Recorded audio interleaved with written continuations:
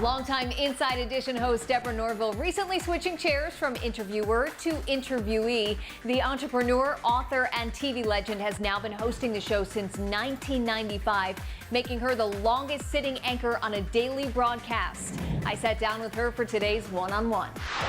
Season 30 of Inside Edition. It's pretty rare for a show to last this long. Do you ever take a step back and just feel grateful? Oh, every day. Every day. I mean, I live in gratitude. I wrote a book about gratitude.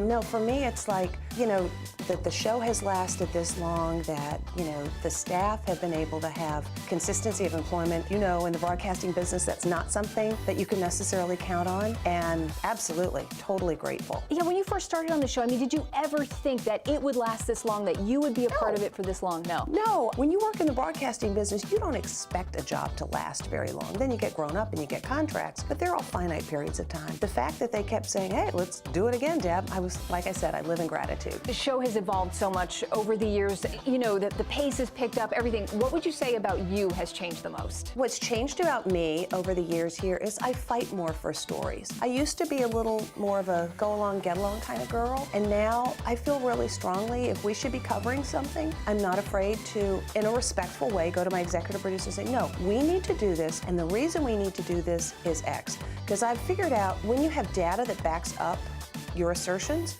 you're much more likely to persuade people that, oh, that's a good idea. And if you don't mind letting them get the credit, that's the other thing I've learned is amazing things can happen if you don't care about who gets the credit for the amazing thing that took place. What advice would you give younger Deborah Norville just starting out in this career, if you could, looking back? I think the advice I would give is have fun, always be curious. Because if you're curious, you're going to know new stuff. And in our business, new stuff is currency. New stuff is gold. And always be truthful.